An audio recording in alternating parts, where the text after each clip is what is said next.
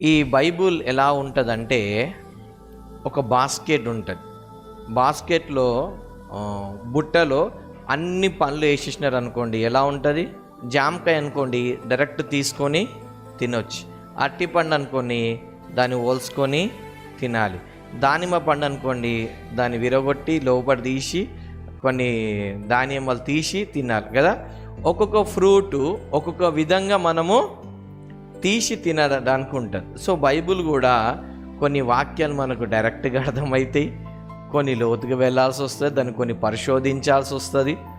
So ఈ విధంగా బైబుల్ని మనము చూడవచ్చు. ఇంకొకటి ఏంటంటే బైబుల్ రెండు మార్గాలు చూపిస్తుంది. నువ్వు బైబుల్ని ఉన్నట్టున్నగా దేవుని చిత్తాంశంగా అర్థం చేసుకుంటే నీ పరలోకానికి నిత్య జీవానికి బైబుల్ నడిపిస్తుంది. ఒకవేళ దాన్ని తప్పుగా నువ్వు తీసుకుంటే అది నీకు నరకానికి తీసుకెళ్తుంది. బైబుల్ నరకాన్ని తీసుకెళ్తుంది అంటే నువ్వు తప్పుగా అర్థం చేసుకుంటే నరకానికే తీసుకెళ్తుంది. ఇప్పుడు కొంతమంది బైబుల్ చదువుతారు. ఎందుకు చదువుతారు? దేవుడు దీనిలో రాయించిన కాబట్టి, దేవుడు నాతో మాట్లాడు కాబట్టి ఖచ్చితంగా దేవుడు వాళ్ళతో మాట్లాడతాడు.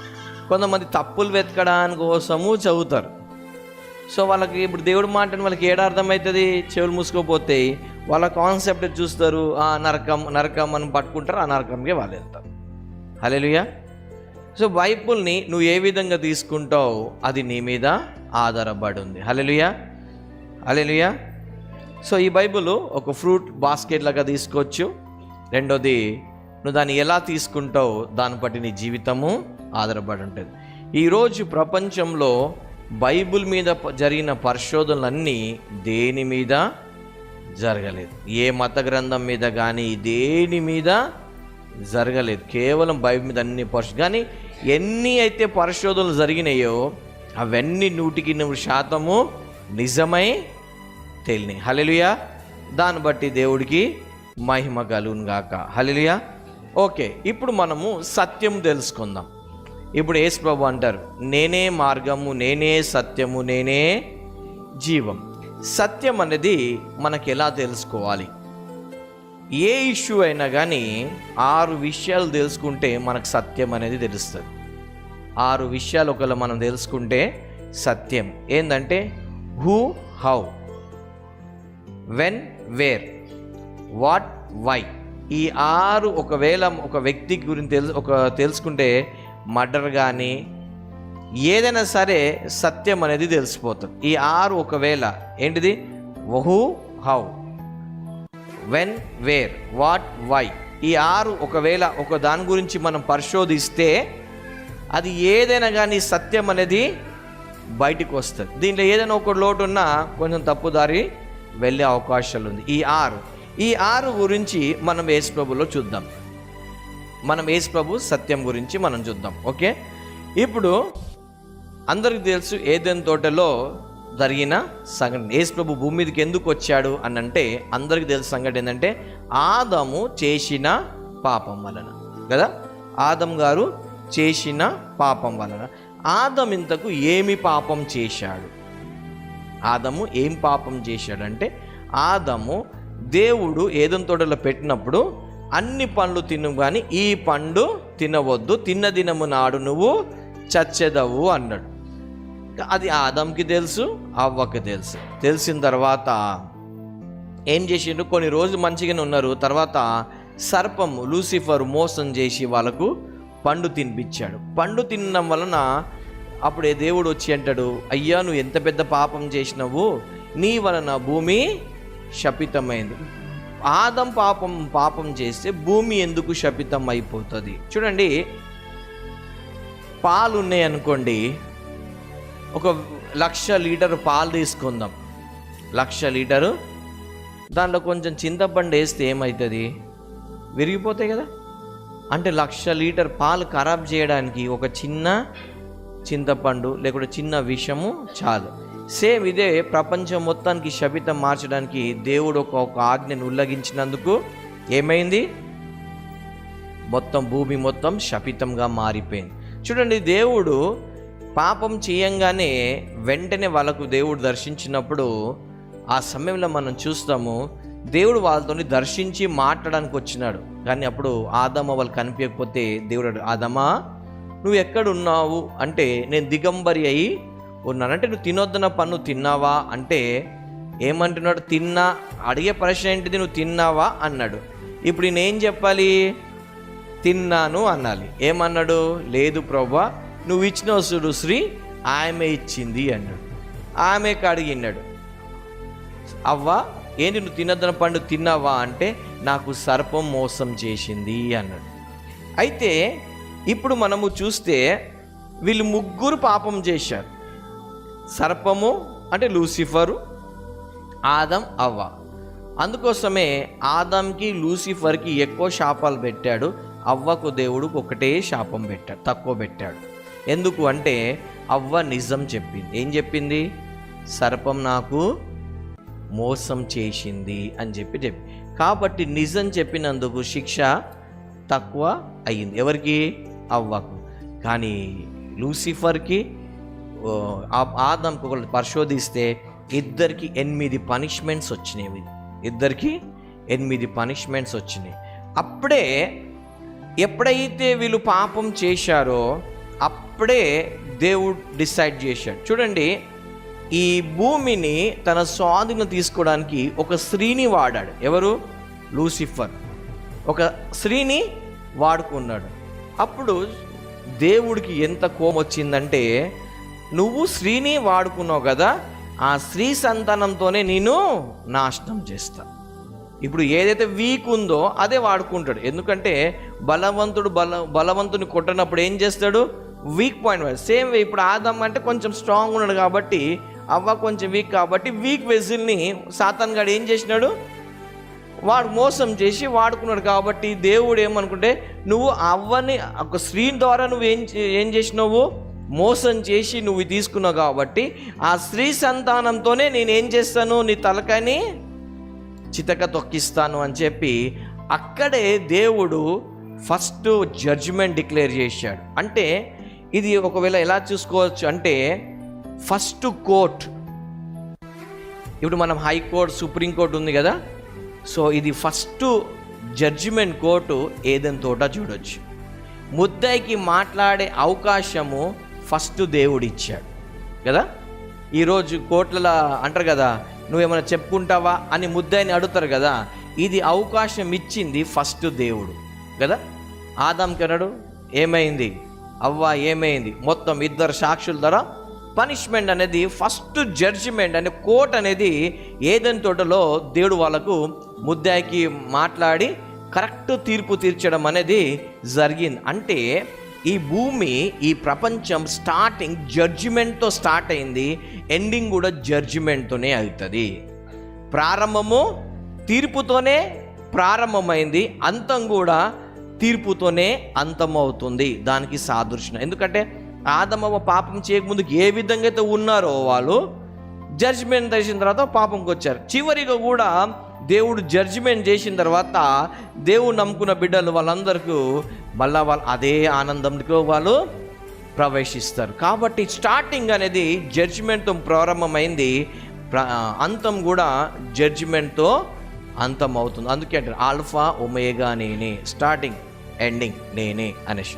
ఇప్పుడు ఇక్కడ దేవుడు ఏమన్నాడంటే, అవ్వకు సర్పంకి నీకు స్త్రీ సంతానంతోనే నీకు చేస్తా.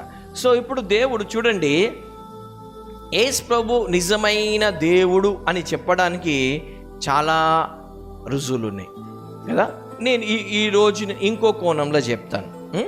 ఇప్పుడు నోవా కాలం నుండి ఈ రోజు వరకు దగ్గర 4000 సంవత్సరాలు కదా. ఈ 4000 సంవత్సరాలలో 3 లక్షల మంది నేనే దేవుడు అనేటోళ్ళు ఉన్నారు. దాంట్లో దేవుడు నాకు ప్రత్యక్షమైనాడు కాబట్టి నేనే దేవుణ్ణి, నాకు దేవుడు తీసుకెళ్ళి నువ్వు ఇట్లా అన్నాడు అని చెప్పి దేవుణ్ణి అని చెప్పుకునేటోళ్ళు చాలామంది. ఇవన్నీ లెక్కేస్తే వాళ్ళందరూ 3 లక్షల మంది ఇంచుమించు అవుతారు. ఎంతమంది అవుతారు? ఇంచుమించు. ఒకవేళ మనం గత 50 సంవత్సరాలలో మనం చూసుకుంటే 11,000 మంది నేనే దేవుడు, నేనే యేసు ప్రభు, నేనే పలానా, నేనే బాబా, నేనే పలానా అని అనేటోళ్ళు 11,000 మంది ఉన్నారంట. ఎప్పటి నుండి? ఈ 50 సంవత్సరాలలో. సరే, ఒక మాట అంట, ఇప్పుడు నేను దేవుణ్ణి, దేవుడు నాకు వచ్చాడు, దేవుడు నాలోకి వచ్చాడు కాబట్టి ఇప్పుడు నేనే దేవుణ్ణి అని అనుకోండి, అది చల్లుతుందా? ఎందుకు చల్లదు? నేనే దేవుణ్ణి అంటే ఎందుకు చల్లదు? భారతీయుడిగా భూమి మీద పుట్టిన ప్రతి వ్యక్తికి స్వతంత్రం ఉంది. ఏం స్వతంత్రం ఉంది? నేను దేవుడని చెప్పుకోవడానికి నాకు అధికారం ఉంది. అంతే, నేను దేవుడని చెప్పుకోవడానికి ఎంత అధికారం ఉందో, ఎదుటో వ్యక్తి కూడా నువ్వు దేవుడని ప్రూవ్ చేయమని చెప్పే అధికారం కూడా అంత ఉంది. అందుకే 6 విషయాలన్నా. నువ్వు ఎలా పుట్టావు, ఎప్పుడు పుట్టావు, ఎక్కడ పుట్టావు, ఎందుకు పుట్టావు, ఇవన్నీ కావాలి. పర్పస్ లేనిది కాదు. ఇప్పుడు ఒక మాట అంట, అమెరికా నుండి సడన్గా ఎవరైనా ఇక్కడ ఆఫీషియల్ వచ్చినారనుకోండి, మన భారతదేశంలో వాళ్ళు ఏమంటారు, ప్రధానమంత్రిని కలవాలి, నాకు జో బైడెన్ పంపించినని అక్కడ వైట్ హౌస్ నుండి ఒక వ్యక్తి వచ్చినాడు అనుకోండి, వీళ్ళు వాళ్ళని కలవనిస్తారా? కలవనియరు. ఎందుకంటే ఫస్ట్ నీ ప్రెసిడెంట్ నుండి లెటర్ ఉందా, మాకు ఇన్ఫర్మేషన్ ఏమీ, నువ్వు వస్తున్నావని మాకు కబురు ఏమీ లేదు. నువ్వు ఒకవేళ మీ దేశం నుండి మాకేం కావాలి, నువ్వు ఎవరు వస్తున్నారు, ఎంతమంది వస్తున్నారు, ఎప్పుడు వస్తున్నారు, ఎందుకు వస్తున్నారు, ఎన్ని రోజులు ఉంటారు, ఏ పని కోసం వస్తారు, ఎవరెవరిని కలవాలనేది ముందు మాకు ఏం కావాలి, మీ దేశం నుండి మాకేం కావాలి, మాకు ఇన్ఫర్మేషన్ కావాలి. మీ దేశం నుండి, మీ ప్రధానం నుండి, మీ ప్రెసిడెంట్, రాష్ట్రపతి నుండి మాకేం కావాలి, ఉత్తరం కావాలి అంటారు. అప్పుడే నేను మా దేశానికి అనుమతిస్తాం. లేకపోతే నీకేమంటామంటే స్పై అంటారు. స్పై అంటే వచ్చి గూఢచారులు అనమాట, వచ్చి ఏం జరుగుతుంది కనుక్కొని పోయేలాగా వాళ్ళని లెక్కిస్తారు. ఒక దేశం వాళ్ళు వితౌట్ ఇన్ఫర్మేషన్ ఇంకో దేశానికి వస్తే, నువ్వు చెప్పకుండా వచ్చినావు అంటే నువ్వు గూఢచారివి, నువ్వు చెప్పారంగా వచ్చినావు అని అర్థమవుతుంది. సో ఇప్పుడు దేవాది దేవుడు పరలోకం నుండి భూలోకం, అదొక లోకం, ఇదొక లోకం, ఆ లోకం నుండి ఈ లోకం రావడానికి ముందుగా అక్కడ నుండి ఏం కావాలి, ఇన్ఫర్మేషన్ రావాలి. ఏం కావాలి? ఇక్కడ భూమి మీద ఉన్న రాజ్యాలకి ఏం కావాలి, ఇగో దేవాదేవుడు పుడతాడంట. ఆయన ఎందుకు పుడతాడు అంటే, ఎట్లా పుడతాడు, ఎక్కడ పుడతాడంటే అవన్నీ క్లియర్గా ఉన్నాయి. బెత్లెహేంలో పుట్టాలి, దావీద్ మందు పుట్టాలి, కన్యగర్భంలో జన్మించాలి అని. ఎందుకంటే లోక రక్షకుడుగా పుట్టాలి. ఆయన ఎందుకు భూమి మీదకి వస్తున్నాడు, ఇక్కడ ఎందుకు పుడుతుందంటే లోక పాపం అంతా ఆయన మోసుకోవాలి, ఆయన చనిపోవాలి, 3వ రోజు తిరిగి లేవాలి. ఆయన భూలోకానికి వచ్చే ప్రాజెక్ట్, ఆయన భూలోకానికి వస్తున్న పని ఏంటంటే ఇది అని దేవుడు స్టార్టింగ్లోనే చెప్పాడు. ఎక్కడ చెప్పాడు? ఆది కాండంలోనే చెప్పాడు. ఏమని? స్త్రీ సంతానానికి నీకు వైరం, నీకు స్త్రీ సంతానం వచ్చి నీకు తలకాయని చితక తొక్కుతుందని చెప్పి అక్కడి నుండి మనం మొదలు పెడితే చాలామంది ప్రవక్తలు చెప్పారు. ఎవరి గురించి? యేసు ప్రభు గురించి చెప్పారు. ఇలా దేవుడు పుడతాడని, కన్యగర్భం పుడతాడని చెప్పేసి యెషయా చెప్పాడు. దాని తర్వాత మోషే అన్నాడు, మీలో నుండి అంటే యూదుల నుండి నాలాంటి ఒక ప్రవక్త పుడతాడు, ఆయన మాట వినాలి అని చెప్పేసి. ఈ విధంగా మనం ఆది కాండం నుండి చూసుకుంటూ పోతే చాలామంది యేసు ప్రభు ప్రకటన మలాకి వరకు చాలామంది ప్రవక్తలు ఏం చెప్పారు? యేసు ప్రభు రాకడ గురించి వాళ్ళు వేరే వేరే ప్రాంతంలో ఉండి ఒకళ్ళొకరు చూసుకోకుండా పరిశుద్ధాత్మ చేత ఒకటే వ్యక్తి గురించి వాళ్ళు ప్రవచనాలు చెప్పారు. ఇది ఓన్లీ మన బైబిల్లోనే కాకుండా వేరే గ్రంథాలలో వేరే వాటి వాళ్ళు కూడా ఉన్నాయి. ఓన్లీ బైబిలే కాకుండా వేరే గ్రంథాలలో కూడా ఉన్నాయి. అవి ఉండడానికి రుజువు ఏందో కూడా నేను చెప్తా. ఇప్పుడు ఇవన్నీ ఎవరి గురించి? యేసు ప్రభు పుట్టక గురించి వాళ్ళు ముందే చెప్పారు. ఇలాగా యేసు ప్రభుకు కాకుండా కూడా బైబిల్లో 9 మంది గురించి కూడా చెప్పబడ్డది వాళ్ళు పుట్టక మున్పే. ఎవరెవరు అని అంటే ఇష్మాయిల్ గురించి ముందే చెప్పబడ్డది. ఎవరు? హాగరు సారా నుండి బయటికి వెళ్ళినప్పుడు మధ్యలో దూత కనిపించి నీ కుమారుడు పుడతాడు, ఆయనకు ఇష్మాయిల్ అని పేరు పెట్టుమని ముందే ఇన్ఫర్మేషన్ ఇచ్చింది. జస్ట్ అక్కడికి వరకే ఆయన పుడతాడు, ఎందుకంటే అబ్రహాంని పట్టి నేను దీవిస్తున్నాను. ఓన్లీ 1 రీజన్ పుట్ట గురించి. రెండోది మనం చూస్తే అబ్రహాంకి దేవుడు చెప్తాడు, నీకు కొడుకుని ఇస్తాను, మళ్ళీ ఆ కొడుకు పేరు ఇస్సాకు పెట్టు అని అంటాడు కదా, ఇస్సాక్ అని చెప్పేసి. ఇది రెండో వ్యక్తి. దాని తర్వాత ఇస్సాకు కూడా వెళ్ళి దేవుని దగ్గర మొరపెట్టినప్పుడు, ఇగో నీ కడుపులో 2 ఉన్నారు అని అంటాడు దేవుడు. ఏమంటాడు? 2 దేశాలు ఉన్నాయి అని అంటాడు.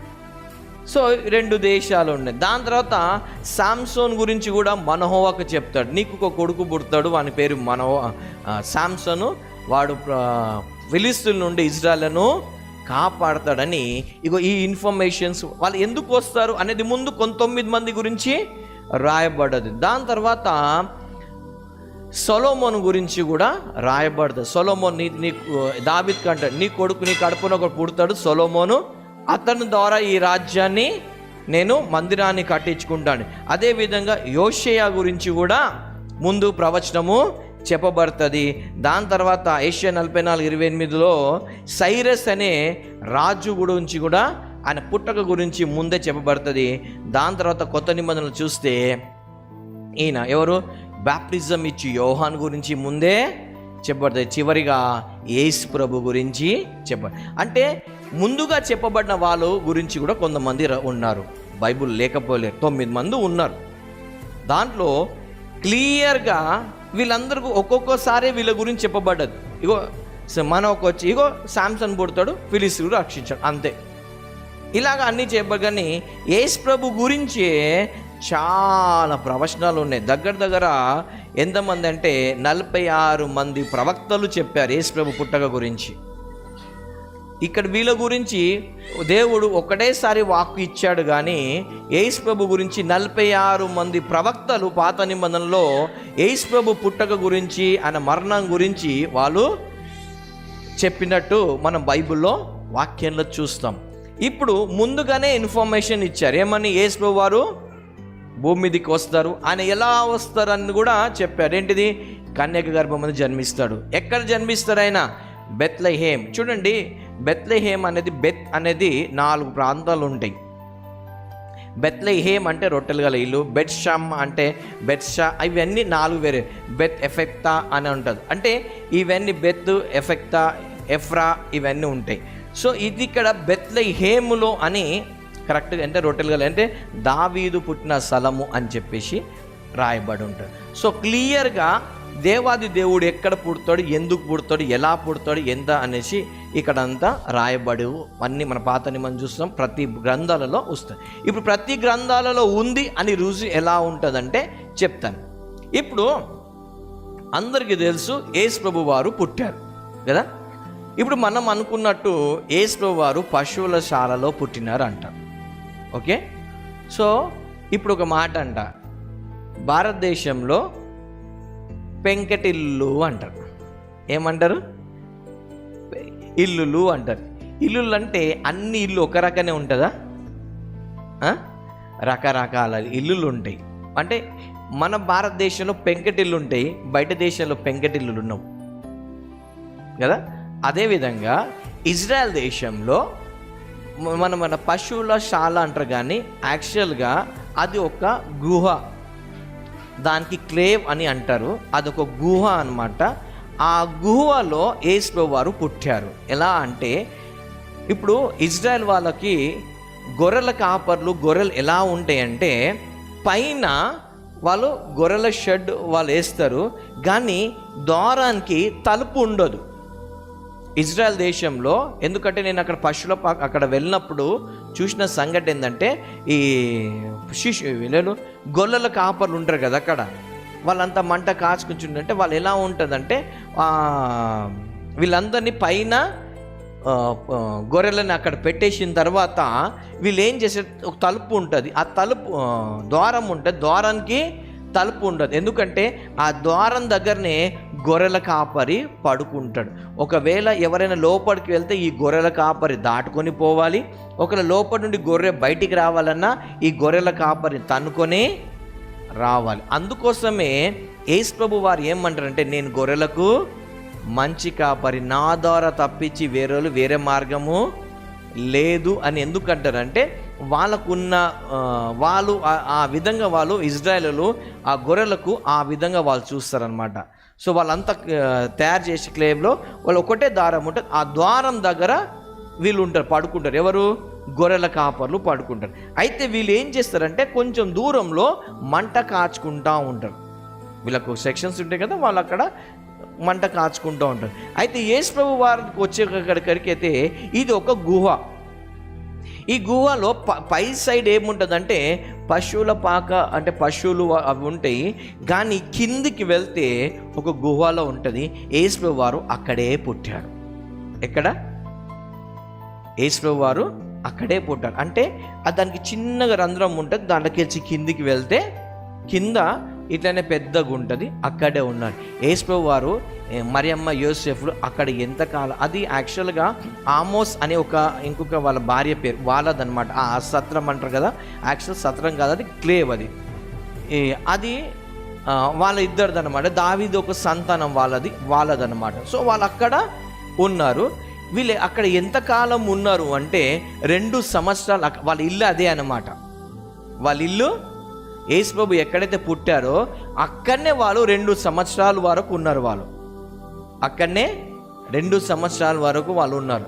ఎందుకు? దానికి రుజువు ఏంటిది? యేసు ప్రభు వారు పుట్టిన ప్లేస్తేనే వాళ్ళు 2 సంవత్సరాలు ఉన్నారంటే పైన చెప్పినాం కదా, పశువులు పాకుండా వాళ్ళు కిందికి అండర్ గ్రౌండ్లోకి వెళ్ళాలి. ఇప్పుడు కూడా వెళ్తే మనం అలాగనే వెళ్ళాలి. దాన్ని కొంచెం మాడిఫైకి చేశారు, కానీ మనం కూడా వెళ్తే కిందికి అండర్ గ్రౌండ్లకు వెళ్తేనే.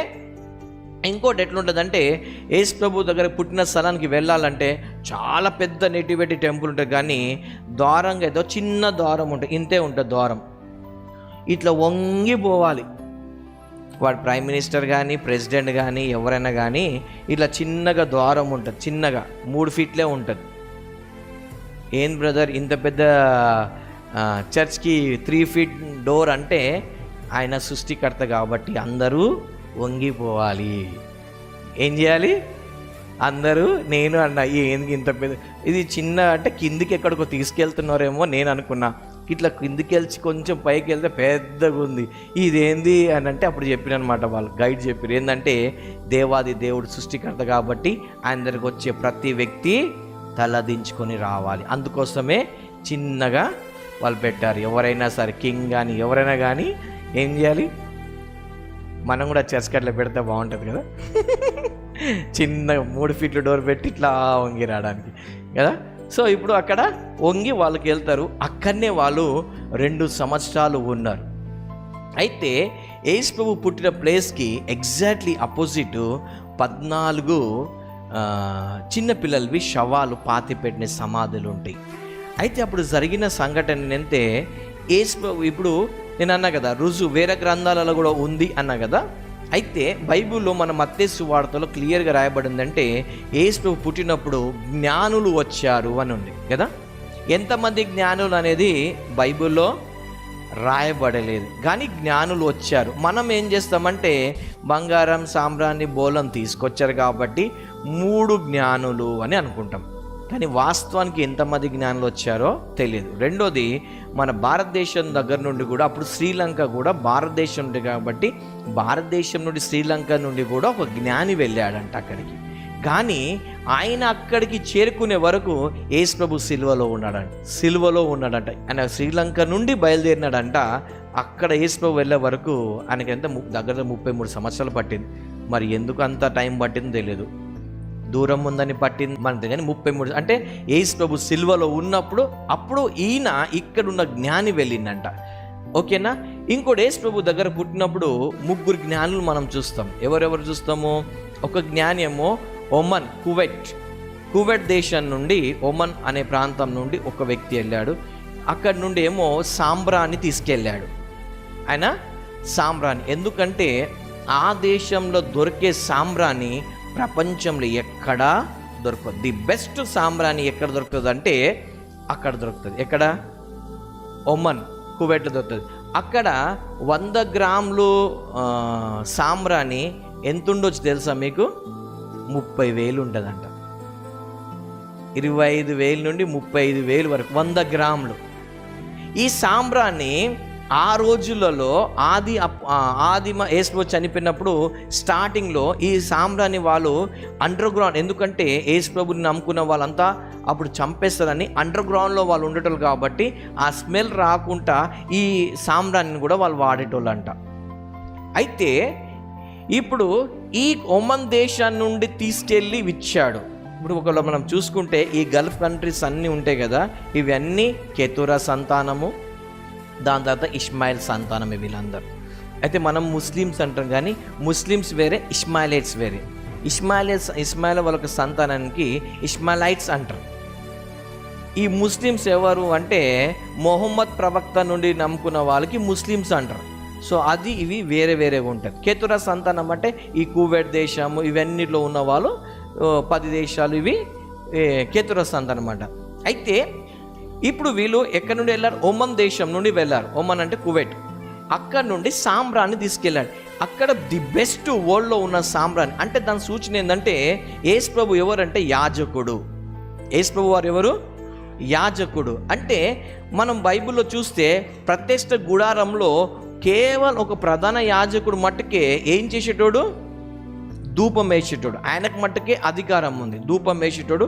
ఆయననే తండ్రి సన్నిధికి వెళ్ళి అందరి కోసం విజ్ఞాపన చేసే ఆయన ఒక్కడికి ఉంది కాబట్టి వీళ్ళు గ్రహించి యాజకంగా అని చెప్పేసి అది తీసుకొచ్చి బైబిల్లో కూడా మనం చూస్తాము. బైబిల్లో కూడా ప్రకటన 8వ అధ్యాయంలో మనం చూస్తాం ఏంటంటే పరలోకం సింహాసనం మీద బలిపీఠం ఉంటుంది. అక్కడ ప్రజల ప్రార్థన అంటే పరిశుద్ధుల ప్రార్థనతో కలిపి వాళ్ళు అక్కడ వేయడానికి బహుద్ రూపం అంటాడు. అక్కడ ఉండేది ఎవరు అంటే రాఫేల్ దూత ఉంటాడు అక్కడ. ఆయన పని యాజకత్వం చేయడం ఆ ధూపం వేయడం అనమాట. అది రాఫేల్ దూత ఒక పని అనమాట. అయితే ఇప్పుడు మనం ఇక్కడ చూసినట్టయితే ఈయన ఎందుకు ఈ జ్ఞాని ఎందుకంటే వీళ్ళు ఓన్లీ జ్ఞానులే కాదు, వీళ్ళు రాజులు కూడా. వీళ్ళు ఆ ప్రాంతానికి రాజులు కూడా. ఎందుకంటే ఉట్టి జ్ఞాని కాదు, ఆ ప్రాంతంలో ఉన్న వాళ్ళు రాజులు కూడా. వాళ్ళు ఒక హై స్టేజ్లో ఉన్న వాళ్ళు ఏం చేశారు? వచ్చి ఆయనకు ఇజ్రాయెల్ దేశానికి బెత్లెహేంకి వచ్చి ఆయనకు సమర్పించారు. అంటే దాని అర్థం ఏంటంటే నువ్వు యాజకత్వం మా కోసం కూడా యాజకత్వం చెయ్యి అని అన్నట్టు, నువ్వు ప్రధాన యాజకుడివి అనేసి వాళ్ళు ఏమిచ్చారు? సాంబ్రాణి.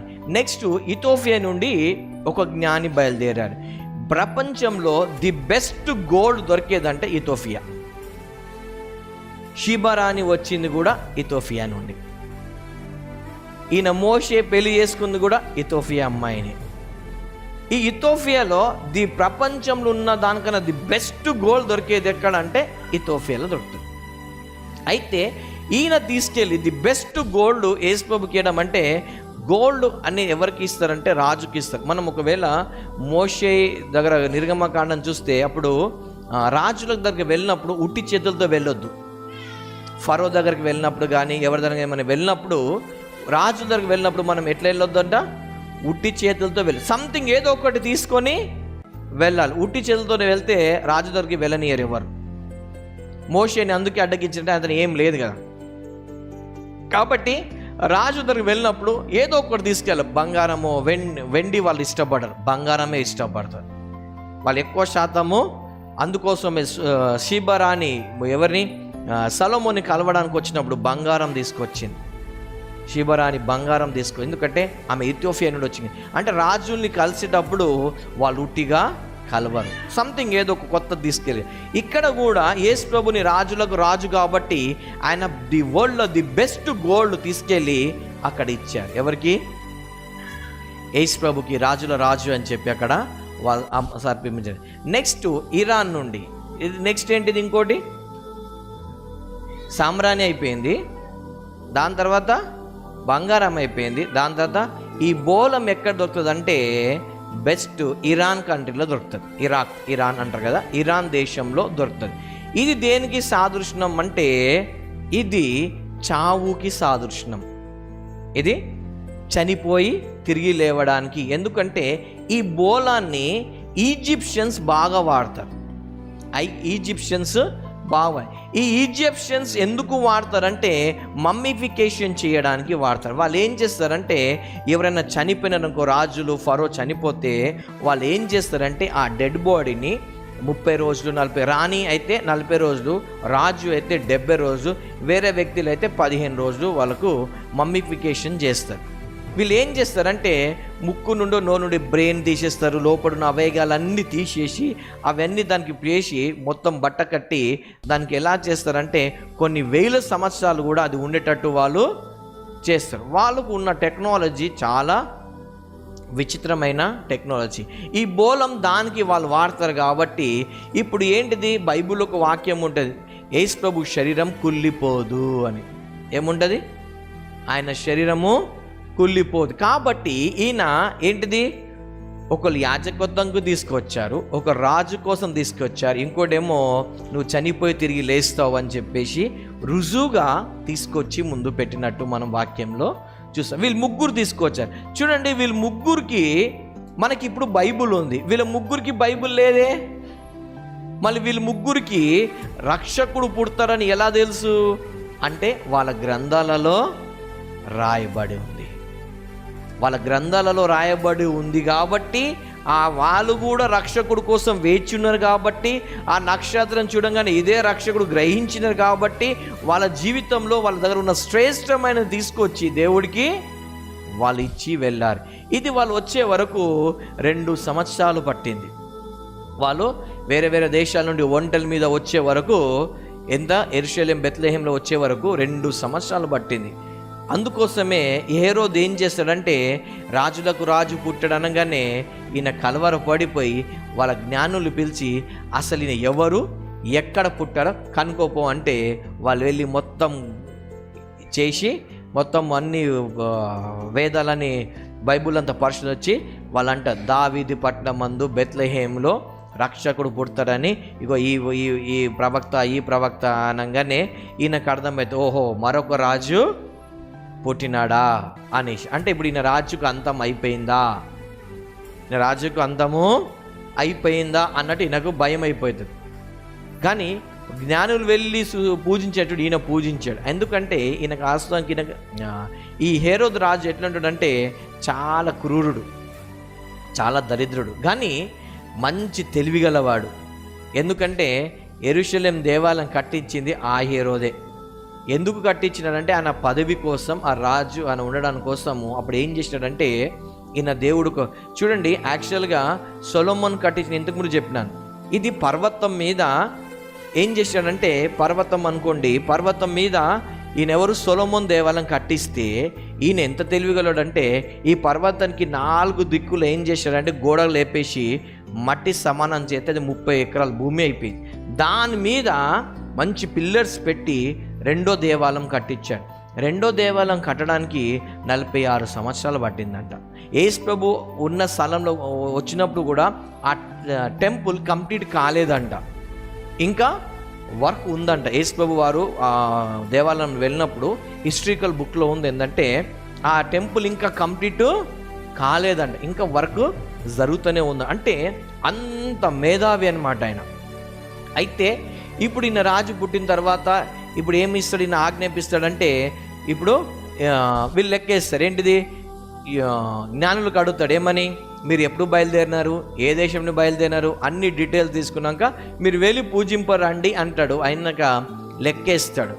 వీళ్ళు ఎప్పుడు బయలుదేరితే ఇంచుమించు 2 సంవత్సరాలు అయిందని చెప్పేసి వాళ్ళ లెక్క చూసుకొని అప్పుడే ఆజ్ఞాపిస్తాడు. ఏంటంటే ఈ బెత్లెహేంలో ఉన్న ఏంటిది యెరూషలేం బెత్లెహేంలో ఉన్న పిల్లలందరినీ చంపేయండి అని అంటాడు. అంటే ఇజ్రాయెల్ మొత్తం దేశంలో పిల్లల్ని చంపేయమని ఆజ్ఞాపించాడు. కానీ ఈ యెరూషలేం బెత్ అనేది 4 ఉంటాయి. ఈ ప్రాంతం బెత్ ఎఫెక్తా, బెత్లెహేము, బెత్షెమా, ఇవి 4 ఉంటాయి. ఈ 4 ఉన్న పిల్లలందరినీ చంపేయమంటే ఇంచుమించు 200 దగ్గర పిల్లల్ని చంపే. కానీ ఈ 14 మంది పిల్లలు వీళ్ళ తల్లిదండ్రులు వీళ్ళకి ఎందుకు చంపేశారు ఏం కాకపోతే ఇలా వేసుకుంటాడంట ఇట్లా అని చెప్తే వాళ్ళు కనుక్కొని వచ్చి అక్కడనే వాళ్ళ ఏసులో పుట్టి, ఎందుకంటే వీళ్ళు అక్కడికి వచ్చే వరకు, ఎందుకంటే వీళ్ళు వెళ్ళిపోతారు. ఎవరు, యోసేపు మరియమ్మలు ఎక్కడికి వెళ్ళిపోతారు, వాళ్ళు ఐగుప్తుకి వెళ్ళిపోతారు. ఎందుకంటే దూత ద్వారా వాళ్ళకు చెప్పబడుతుంది ఏమంటే మీరు ఇక్కడ నుండి వెంటనే శిష్యుని తీసుకొని వెళ్ళిపోండి అనే వరకు. కాబట్టి వీళ్ళు ఇక్కడ ఇల్లుని వాళ్ళు ఖాళీ చేయాలనే వాళ్ళు యేసు వారు 2 సంవత్సరాలు అక్కడ ఉన్నారు. తర్వాత యేసు వెళ్ళిపోయినాక వీళ్ళు వచ్చి అక్కడ లేకపోతే అక్కడనే వాళ్ళు 14 పిల్లల్ని. అయితే ఇది బైబిల్లో ఉన్న వాక్యం ఏంటంటే రమాలో ఎవరు రాహేలు ఏడుస్తానికి ఎవరు ఆపలేరు. అంటే ఆమె శవం కూడా అదే ప్రాంతాల్లో ఉంటుంది కాబట్టి ఆమె ఏడుస్తున్న పిల్లల కోసం అన్నట్టు ప్రవచన వరము నెరవేరు. తర్వాత యేసు వారు మనం తెలుసు ఐగుప్తుకి వెళ్ళిపోతారు, 4 సంవత్సరాలు అయిన తర్వాత మళ్ళీ వాళ్ళు వస్తారనేసి. ఇప్పుడు యేసు వారు పుట్టిన దానికి ఇవన్నీ ఇంకో కొనల ఆధారం. ఎందుకంటే ఇప్పుడు నేనే దేవుడు అంటే నీకు ఎవరు పంపించారు? యేసు భూమి మీద రావడానికి ఇన్ఫర్మేషన్ ఉందా? ముందే తెలుసు ఏమని? యేసు వారు ఉంటారు కన్య గర్భం. అందుకోసమే వాళ్ళు మొదటి రాక కోసం కనిపెడతా ఉన్నారు. ఇప్పటికీ యూదులు ఇంకా మా మెస్సియా వస్తాడు వస్తాడు వస్తాడు వస్తాడు అనుకుంటేనే వాళ్ళు ఇప్పటికీ ఉన్నారు, కానీ వచ్చేసినాడని వాళ్ళకి ఇంకా, ఎందుకంటే వాళ్ళ లేఖనాలు ఉన్నాయి. ఇప్పుడు మన అన్యులు కూడా, హిందూస్ కూడా వాళ్ళు రోజు పొద్దుగాల గాయత్రి మంత్రం చదువుతారు, ఓం బోం భో స్వా తస్మతి అని చదువుతారు. అది కూడా ఏంటంటే లోకానికి వెలుగు వస్తాడని చెప్పి ఆయన ఆల్రెడీ వచ్చినాడని వాళ్ళకు తెలియదు. ఇప్పుడు యేసు ప్రభు వచ్చాడు అనే దానికి ప్రపంచంలో ప్రతి వ్యక్తి తెలిసినా తెలియకున్నా ఆయన నమ్మాల్సిందే. ఎందుకంటే ఈరోజు నీ డేట్ ఆఫ్ బర్త్ సర్టిఫికేట్ ఉంది కదా, ఈరోజు డేట్ ఎలా ఉంది? క్రీస్తు పూర్వం క్రీస్తు శాకం. ఇప్పుడు నువ్వు క్రీస్తు శాకంలో ఉన్నావు, అంతే కదా? ఇది నువ్వు నమ్మినా నమ్మకపోయినా ఇదేంటిది? వాస్తవం. ఎందుకంటే బైబిల్లో ఇంతకుముందు వాడేది, ఎందుకంటే మనం ఆది కాండంలో మనం ఒకళ్ళు చూస్తే చంద్రుడు సూర్యుడు దేవుడు సృష్టించినప్పుడు ఏమంటే కాలాలు ఇవి డిసైడ్ చేస్తుంది అని చెప్పి, కాలాలు సమయాలు ఈ చంద్రుడు సూర్యుడితో డిసైడ్ చేస్తానని. అందుకోసమే ఇది యేసు ప్రభు ఇప్పుడున్న గెగరియన్ క్యాలెండర్ కన్నా ముందు జూలియస్ క్యాలెండర్, ఇవి ఏంటంటే లూన్ అంటే చంద్రుడి నుండి చూసేది. మతపరమైన చూసే క్యాలెండర్స్ అన్నీ చంద్రుడి నుండి చూస్తారు. అందుకే ముస్లిం చూడండి, వాళ్ళ రంజాన్ కానీ ఏమైనా ఉంటే చంద్రుడిని పట్టుకుంటారు వాళ్ళు, ఎందుకంటే వాళ్ళు చంద్రుడి నుండి చూస్తారు. ఇప్పుడు మన హిందూస్ కూడా వాళ్ళు ఏం చేస్తారు, చౌతి పంచమి ఇవన్నీ పంచాంగం ఇవన్నీ చూసే క్యాలెండర్స్ అన్నీ, రిలీజియస్ క్యాలెండర్స్ అన్నీ ప్రపంచంలో అన్నీ దేంతో చూస్తారంటే చంద్రుడిని చూస్తారు. ఇప్పుడు మనం పాటించే క్యాలెండర్ ఏంటంటే సూర్యుడి నుండి చూస్తే క్యాలెండర్. ఈ సూర్యుడి నుండి వచ్చే క్యాలెండర్ ఏమో రాత్రి 12 గంటలకు డేట్ మారుతుంది. ఈ లూనార్ చంద్రుడి నుండి వచ్చే క్యాలెండర్ ఏమో సాయంకాలం సూర్యుడు అస్తమించగానే డేట్ మారుతుంది. అందుకోసం బైబిల్లో మొదటి జామున, రెండో జామున, మూడో జామున, నాలుగో జామున అని ఉంటుంది కదా. సో జామున అని ఉంటుంది. ఇప్పుడు మూడో జామున లేచినారు, నాలుగో జామున వెళ్ళిపోయారు, ఇగో సూర్యాస్తమిస్తుంది కాబట్టి మళ్ళీ డేట్ మారుతుంది కాబట్టి తొందరగా అయినకు పాతి పెట్టేయండి అని అంటారు. అంటే అప్పుడు ఉన్న క్యాలెండర్ ఏమో చంద్రుడి నుండి చూసేది. ఇప్పటికీ రిలీజియస్ క్యాలెండర్ మొత్తము చంద్రుడి నుండి మీద చూస్తారు, మిగతాదంతా మొత్తము సూర్యుడి నుండి చూస్తారు. ఇప్పుడు మనం అందరము నువ్వు చంద్రుడి క్యాలెండర్ని ఫాలో చేస్తానంటే ఇప్పుడు ఎవరైనా ఒప్పుకుంటారా? ఎందుకు ఒప్పుకోరు? నీ డేట్ ఆఫ్ బర్త్ అన్నీ ఇప్పుడు చెక్ మీద కానీ లేకపోతే మనం వెళ్ళినప్పుడు ఈ డేట్ వేసి నడుస్తుందా? నడవదు. ఎందుకు అంటే అదొక హిస్టరికల్గా ముద్రింపబడ్డది కాబట్టి దానికి ఎవరు మార్చడానికి వీల్లేదు. ఇంకోటి, ఇప్పుడు మనము చంద్రుడి నుండి తీసుకున్న, సూర్యుడి నుండి తీసుకున్న యేసు ప్రభు పుట్టిన తేదీ 20వ తారీఖే వస్తుంది. మీరు ఇలా తీసుకున్నా అక్కడికే వస్తుంది. కానీ ఏం డిఫరెన్స్ అంటే చంద్రుడి నుండి వచ్చిన క్యాలెండరు మారుతూ ఉంటుంది.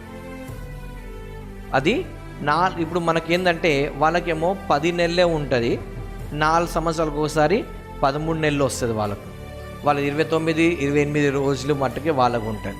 సో వాళ్ళ 4 ఇయర్స్కి వాళ్ళ, మనకేమో ఎవ్రీ ఇయర్ ఇది ఉంటుంది. కాబట్టి ఒకవేళ మనం చూసుకుంటే ఇంచుమించు మళ్ళీ అదే అంటే వీళ్ళు క్యాలెండర్ని చేసేటోళ్ళు కూడా అవన్నీ చూసి డేట్ క్యాల్కులేషన్ చేసుకొనే వాళ్ళు, ఎందుకంటే అది 10వ తేదీ నాడు ఏదో నెలలో వస్తుంది హీబ్రూ క్యాలెండర్ ప్రకారంగా. యేసు పుట్టి ఇటు డిసెంబర్ 25th యేసు పుట్టింది, అది ఇవి 2 మ్యాచ్ చేసి వాళ్ళు తీసుకొచ్చారు. కాబట్టి ఇది వాస్తవం, నువ్వు నమ్మినా నమ్మకపోయినా 25th డిసెంబర్. ఎందుకంటే ఇంకొకటి మనం ఆధారం బైబిల్లో ఏం చూడొచ్చు అంటే, బైబిల్లో మనం లూకా సువార్త చూస్తాం ఏంటంటే ఫస్ట్ టైము జనాభా లెక్క రాయడం మనం చూస్తాం కదా.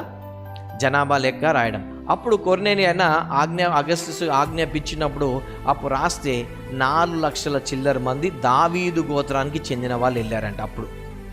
దాని తర్వాత ఇంకోటి ఏంటంటే, ఇప్పుడు మనము గుడికి వెళ్ళినప్పుడు బ్యాప్టిజం తీసుకుంటే బ్యాప్టిజం రికార్డు ఎట్లా ఉంటుందో, ఆ రోజులలో సున్నతి చేసుకున్న వాళ్ళ పేర్లు మొత్తము ఆ మందిరం రికార్డులో రాయబడి ఉంటుందంట. ఎక్కడ? మందిరంలో ఈయన పలానా వ్యక్తి. ఎందుకంటే వాళ్ళ యూదులు వాళ్ళ వంశావళిని చాలా కేర్ఫుల్గా చూస్తారు. అందుకోసమే మనకు ఆదాం నుండి యేసు ప్రభువు వరకు మొత్తము ఎవరెవరి కొడుకు ఎందుకు ఉందంటే, వీళ్ళు దీన్ని బాగా వాళ్ళు పాటిస్తారు. హిస్టరీని ఎవరి కొడుకు ఎవరి సంతానం అని పాటిస్తారు. కాబట్టి యేసు ప్రభు వారిని కూడా తీసుకొచ్చినప్పుడు యోసెఫ్ కొడుకు మరియమ్మల కొడుకు ఈయన యేసు ప్రభు అని చెప్పి ఈయనకి ఈరోజు సున్నతి చేస్తున్నారని చెప్పేసి ఆడ రికార్డ్స్ రాయబడి ఉందంట. ఆ రికార్డ్ ఎక్కడ ఉంది అని చూసుకుంటే జర్మన్లో లైబ్రరీలో ఉందంట. రీసెంట్గా ఇంకొకటి వెలుగులోకి వచ్చింది. ఎక్కడదంటే రష్యాలో మాస్కోలో ఒక చర్చ్ ఉంది, ఆర్థోడాక్స్ చర్చ్ ఉందంట. దాంట్లో ఒక బాక్స్ కొన్ని ఇయర్స్ బ్యాక్ ఒక బాక్స్ ఓపెన్ చేసినాడంట. ఆ బాక్స్ ఓపెన్ చేస్తే ఫిలాతు రాసిన ఆడ సుట్ట ఉందంట. అంటే ఏం రాయబడి ఉందంటే దాంట్లో ఫిలాతు యేసు ప్రభు గురించి. ఎందుకంటే ఫిలాత్కి తెలుసు. ఇప్పుడు చూడండి, ఒక లీడర్ ఉన్నప్పుడు రోజు మనకు ఇన్ఫర్మేషన్ వస్తుంది ఎక్కడ ఏం జరుగుతుందో. అదేవిధంగా ఫిలాత్ టైంలో కూడా యేసు ప్రభు గురించి రోజు ఇన్ఫర్మేషన్ వచ్చేదంట ఆయనకు. దాంట్లో ఏమని వచ్చిందంటే, ఒక వ్యక్తి ఉన్నాడు, ఆయన ఏం చేసేటంటే యేసు ప్రభు చేసిన పనులన్నీ చెప్పేటోడంట. ఇగో యేసు ప్రభు చచ్చిపోయిన లేపినాడు అనగానే, చచ్చిపోయిన లేపుతారా అని ఈయన పరేషాన్ అయ్యేటోడంట.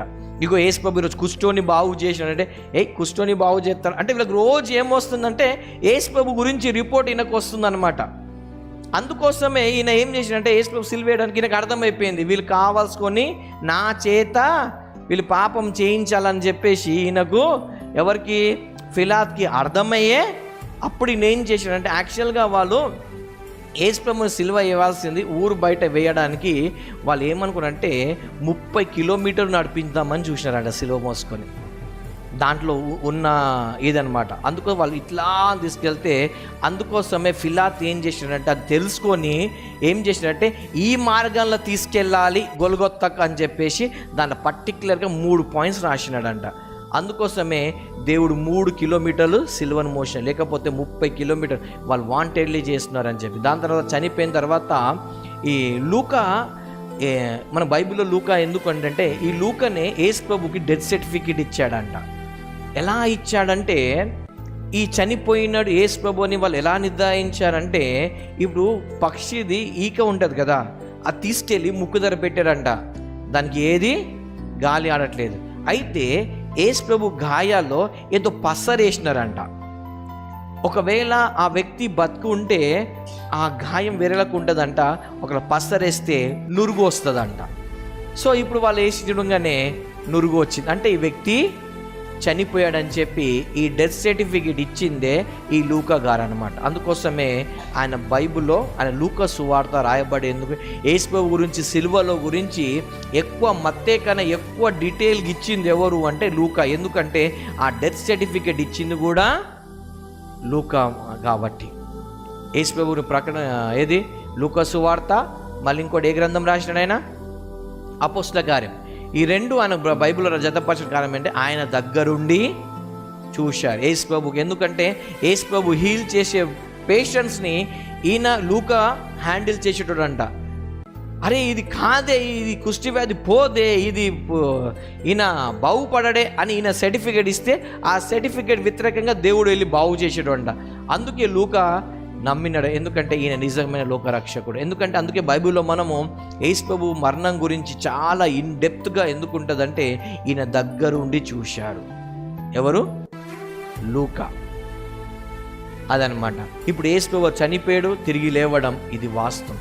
అంటే యేసు ప్రభు భూమి మీదకి రావడానికి ఇంకో ఏంటంటే ముందుగానే చెప్పబడ్డది. అవునా? దేవుడు లోకరక్షకుడు వస్తాడు పాడతాడు. ఇప్పుడు మనకు కూడా ముందుగానే చెప్పబడ్డది ఏంటంటే రెండో రాకడ కూడా ఆయన చెప్పకుండా కాదు.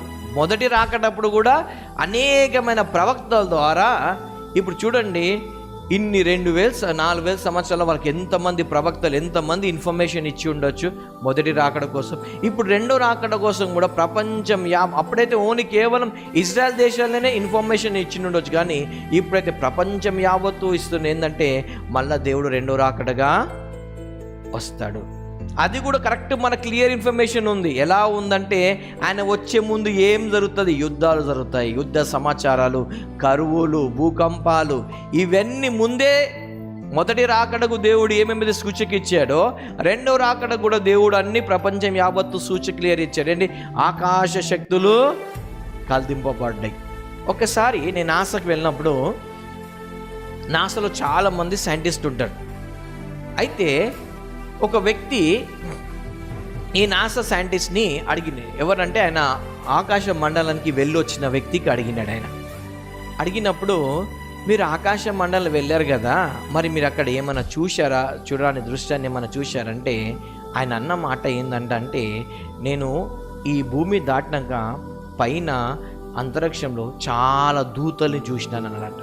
ఏం చూశాడంటే ఆయన ఏంజిల్స్ చూశాడంటే ఆయన. అంటే దాని అర్థం ఏంటిది? ఏంజిల్స్ వచ్చి మన కోసం వర్క్ చేస్తూ పోతూ ఉంటాయి. హల్లెలూయా. ఆయన చూసి దేవుడిని నమ్ముకున్నాడంట. ఆయన మేము ఆకాశ మండలంలో దూతల్ని చూశాం అంటే దేవుడు ఉన్నాడు. హల్లెలూయా. తన భక్తులకి సహాయం చేయడానికి దూతల్ని ఎప్పుడూ పంపిస్తుంటారు. దూతలు వెళ్ళి సమాచారాలు అక్కడ అందిస్తాడు. హల్లెలూయా. అయితే యేసు ప్రభు పుట్టకడం గురించి ఫస్ట్ ఎలా ఇన్ఫర్మేషన్, రెండో రాకడ గురించి కూడా అందరికీ ఇన్ఫర్మేషన్ మొత్తం వెళ్ళిపోయింది. ఏం వెళ్ళిపోయిందంటే ఇవి ఆయన రాకడ ముందు ఇప్పుడు జరుగుతున్న సూచనలన్నీ బైబుల్ ఆల్రెడీ 2,000 సంవత్సరాల ముందే చెప్పబడ్డాయి. కాబట్టి ఇప్పుడు మొదటి రాకడ కోసం ఎవరు సిద్ధపడినా సిద్ధపడకపోయినా నడిచిపోయింది. కానీ ఇప్పుడు రెండో రాకడ కోసం సిద్ధపడకపోతే నీకు ఇంకో రాకడ ఛాన్స్ లేదు, ఇంకోది ఛాన్స్ లేదు. కాబట్టి యేసు ప్రభు బెత్లెహేములో పుట్టాడు, జ్ఞానులు వచ్చారు, వాళ్ళు అర్పించారు, అదంతా బాగానే ఉంది. కానీ ఈరోజు యేసు ప్రభు నీ జీవితంలో జన్మించకపోతే మటుకు నువ్వు ఖచ్చితంగా నరకానికి వెళ్తావు. యేసు ప్రభు వారు నీ జీవితంలో హృదయంలో జన్మించాలంటే నీ కేవలం పరిశుద్ధాత్ముడు కావాలి. ఎందుకంటే మనం బైబిల్లో చూస్తాము, మరియమ్మకు గాబ్రియల్తో వచ్చి సమాచారం అందించినప్పుడు ఇది ఎలా జరుగుతుంది అంటే పరిశుద్ధాత్ముడు నీ మీదికి వస్తాడు. పరిశుద్ధాత్ముడు వచ్చినప్పుడు నువ్వు ఏమవుతావు? గర్భం దాలుస్తావు. తర్వాత నువ్వు ఆ శిష్యుని ప్రపంచానికి ఇస్తావు. ఈరోజు కూడా నీ హృదయంలో యేసు ప్రభు జన్మించాలంటే ఖచ్చితంగా నువ్వు పరిశుద్ధాత్మ నీ మీదికి రావాలి.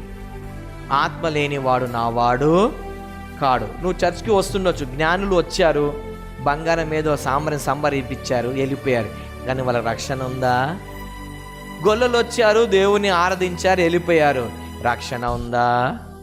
నువ్వు కూడా ఈరోజు పండుగ అని చెప్పి వచ్చావు, ఏదో 2 కానుకలేసి ఆరాధించి వెళ్ళిపోయినావు అనుకో, నువ్వు ఖచ్చితంగా నరకానికి వెళ్తావు. ఎందుకంటే వాళ్ళు మళ్ళీ బైబిల్ రాయబడి లేదు వాళ్ళ గురించి. అదే నువ్వు మరియమ్మలాగా పరిశుద్ధాత్మతో నింపబడి యేసు ప్రభుని, ఎందుకంటే యేసు ప్రభు బైబిల్ సెలవిస్తుంది, నీ హృదయం తలుపుతాడు నేను తట్టొచ్చినాడు, ఎవరైనా స్వరం విని తలుపు తీస్తే నేను వాళ్ళకు. ఒకవేళ యేసు ప్రభువును పరిశుద్ధాత్ముడు వచ్చినప్పుడే నువ్వు ఆ తలుపుని ఏం చేయగలుగుతావు? ఎందుకంటే పాపాన్ని, నీతిని, తీర్పుని ఒప్పించే ఆత్మ అదనమాట. అప్పుడు పాపివని గ్రహిస్తావు, యేసు ప్రభువు నీ జీవితంలో సంతోషం అంగీకరిస్తావు, అప్పుడు నీ జీవితం మారుతుంది, అప్పుడు నీకు కూడా నిత్య జీవంలోకి వెళ్తావు. ఒకవేళ పరిశుద్ధాత్మ లేకపోతే నీ అలవాట్లు నువ్వు మార్చుకోలేవు. మనం పేతురు గారిని చూద్దాం. పేతురు గారు ఏంటిదంటే పరిశుద్ధాత్మతో పొందుకున్నంత వరకు ఒట్లు వేసుకుంటున్నాడు. అమ్మ ఒట్టు యేసు ప్రభు తెలియదు, నాన్న ఒట్టు యేసు ప్రభు తెలియదు అని అంటా ఉన్నాడు కదా. చిన్న పిల్లల అబద్ధాలు ఆడడం అన్నీ చేస్తూ ఉన్నాడు. కానీ ఎప్పుడైతే పరిశుద్ధాత్మతో నింపబడ్డాడో ధైర్యంతో నిలబడ్డాడు కదా. యేసే నిజమైన దేవుడు, మా కళ్ళతో చూసింది, మేము విన్నది ఎలా మేము చెప్పుకుంటుంటాం, మేము నిజం చెప్తున్నామని ధైర్యంతో ఉన్నాడు. ఎప్పుడైతే నీకు కూడా పరిశుద్ధాత్ముడు వస్తాడో అప్పుడే నువ్వు అలవాటు నుండి మానుకోగలుగుతావు. చాలామందికి తాగుడు అలవాటు ఉంటుంది. నువ్వు అలవాటు మానుకోవాలంటే పరిశుద్ధాత్ముడిని కావాలి. కొంతమంది గుట్కల అలవాటు ఉంటుంది, కొంతమందికి సిగరెట్ అలవాటు, కొంతమందికి వ్యభిచారం అలవాటు ఉంటుంది, కొంతమందికి ఇంకో అలవాట్లు ఉంటాయి. ఈ అలవాట్లన్నీ నువ్వు పోవాలంటే నీ వల్ల కాదు. కాబట్టి పరిశుద్ధాత్ముడు నీ మీద వచ్చినప్పుడే ఆ అలవాటు నుండి బయటపడతావు. అప్పుడు నువ్వు దేవుడి కోసం నిలబడతావు. నువ్వు నిత్య జీవాన్ని నువ్వు పొందుకోగలుగుతావు. లేకపోతే నువ్వు ఎంత సంపాదించినా నీ ఆత్మను పోగొట్టుకుంటే నరకానికి పెడితే లాభం ఏంటిది కదా. నువ్వు ఇక్కడ 100 ఎకరాల భూమి సంపాదించినా నీకు చివరికి పెట్టేది ఎన్ని ఎకరాల భూమిలో పెడతారు? 6 గజాలు కదా. నువ్వు ఎన్ని ఎకరాలు అక్రమంగా దొంగ సంతకాలు పెట్టి దొంగ చేసుకొని ఎన్ని చేసుకున్నా కానీ నువ్వు చివరికి పోయేది ఎంత? 6 గజాలు. సో కాబట్టి ఇక్కడ సంపాదించకనా అక్కడ సంపాదించుకోవాలి. ఎక్కడ? పరలోకంలో. హల్లెలూయా. ఇక్కడ ఉండేది, భూమి మీద ఉండేది కొద్ది కాలమే. కాబట్టి మనము దేవుని ఒక రాకడకు సిద్ధపడతాం. ఇవన్నీ అలవాటు నుండి నువ్వు బయటపడాలంటే కేవలం నీ పరిశుద్ధాత్ముడు ఒకడే. యేసు ప్రభువుని నీలో జన్మించే మరియమ్మ పరిశుద్ధాత్మను అంగీకరించింది. యేసు ప్రభుని లోకాన్ని పరిచయం చేసింది. ఈరోజు కూడా దేవుడు అదే కోరుతున్నాడు. నీ మీద ఒకవేళ పరిశుద్ధాత్ముడు వచ్చినట్టు నువ్వు పరిశుద్ధాత్మని జీవితాన్ని అనుమతిస్తే నీలో కూడా నీ హృదయంలో యేసు ప్రభు వస్తాడు. నువ్వు కూడా యేసు ప్రభునికి లోకానికి పరిచయం చేయొచ్చు. తుదికి నువ్వు పరలోకానికి వెళ్ళొచ్చు. హల్లెలూయా.